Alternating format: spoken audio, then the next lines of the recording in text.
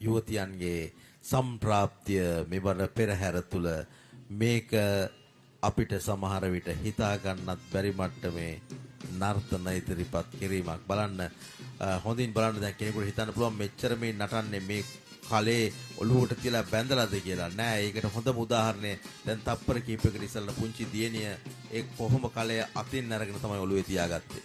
අනිවාර්යයෙන් සුවිශේෂී වූ හැකියාව, දක්ෂතාවය, සමබරතාවය, නර්තන හැකියාව සියල්ල එකට මුසු වුණු නර්තනයක් තමයි දැන් මේ දකින කොහොඹ කල නර්තනය.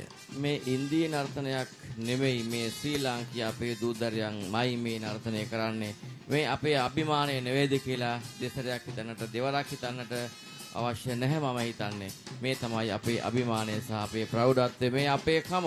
මම මුලින් මතක් කළ විදිහට මේ මිශ්‍ර වූ සංස්කෘතියන් තුළ තියෙන සුන්දරත්වය අපි ජාතීන් වශයෙන්, ආගම් වශයෙන් බෙදලා නැහැ. සංවිධාවෙන් ඉන්නේ එකම ජනතාවක්. කලාව තුලින් බැඳීම තියෙනවා කියන එකයි මේ නර්තනයෙන් පෙන්වුම් කරන්න තරංග මහත්මයා. ඔව්, දැන් අපේ හරිත ටීවී නාලිකාවේ කැමරා ශිල්පීන් බොහොම අපූර්ව රූප රාමු අපට ලබා දෙනවා. අපේ අධ්‍යක්ෂකවරයා දිමුත් රාජනායක ඉල්ලීම් එක්ක ඉතාමත් සුවිශේෂී රූප රාමුත් එක්ක මේ පෙරහැරේ සුන්දරත්වය, ආකර්ෂණය අපිට දැක බලා ගන්නට පුළුවන්කම ලැබෙනවා. බොහොම විචිත්‍ර පෙරහැරක් කියන වගට මේ රූප රාමු කිහිපයම දැක්කත් අපට හොඳ සාක්ෂියක් බවට පත් වෙනවා. එවන් වූ පෙරහැරක අසිරියයි අපි මෙලෙසින් දැක බලා ගනිමින් ඉන්නේ. මේ දර්ශන නරඹන ආදරණීය අම්මේ තාත්තේ, දුවේ පුතේ, සහෝදරයා සහෝදරිය, මේ ඔබට ඔබේ අපේකම, අපේ ගමේකම පිළිබඳ අභිමානය මෙන් එහාට කියන්න දෙයක් නැහැ කියන එකයි මගේ හැඟීම. ඉතින් මේ දේවල් සුරක්ෂිත කරගෙන අනාගතයට පරිත්‍යාග කිරීම, දායාද කිරීම අපේ හැමගේම යුතුයකමක්. අපි කතා කරන අනාගත අභියෝග, අපි කතා කරන අනාගත සුන්දරත්වයේ, සුන්දර ලෝකය අපිට දකින්නට මේ පුංචි උදාහරණ ඇති. පුංචි දෙයක් ඇති අපේ මනස හදාගෙන අපේ ඉදිරිය දකින්නට තරංග මහත්මයා. පෙරහැරේ අවසානයේ කරා අපිට ටිකෙන් ටික ළඟා වෙන්න පුළුවන් වෙයි කියන බලාපොරොත්තුව තමයි දැන් අපිට තිබෙන්නේ. මේ සියල්ල අවසන් කරන්න කලින් තවත් කාරණාවක් ඔබතුමගෙන් අපි පැහැදිලි කරගන්න ඕන. මේ පෙරහැරත් එක්ක කාලාන්තරයක් තිස්සේ දන්න කියන කෙනෙක්, මේ පුරවරේ ඉන්න කෙනෙක් විදිහට මේ පෙරහැර අවසානයේදී හෙට දවසේදී මෙහි තවත් කාරණාවන් සිද්ධ වෙනවා, තවත් චාරිත්‍රාන් සිද්ධ වෙනවා.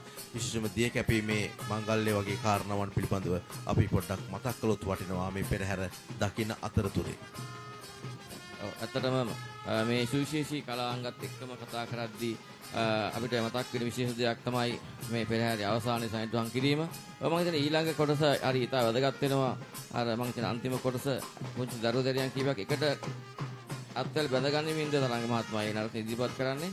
ඔව්, පුංචි දරුවන් දැරියන් එක වැඩිහිටිය අයත් එකට එකතු වෙමින්, මිශ්‍ර වෙමින් වෙනස් ආකාරයක රටා මවන ආකාරයක් අපිට දැක බලා ගන්නට අවස්ථාවක් ලැබෙනවා.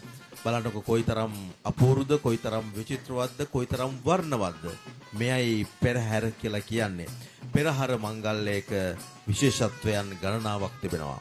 එහි අපිට ආශිර්වාදය, ඒත් එක්කම විචිත්‍රත්වය, ඒත් එක්කම අපි හැමදෙනාම දැක බලා ගන්නට තිබෙන සුන්දරත්වය, මේ සියලු දේවල් කාන්තාවන්ගේ ලාලිත්‍ය, තරුණී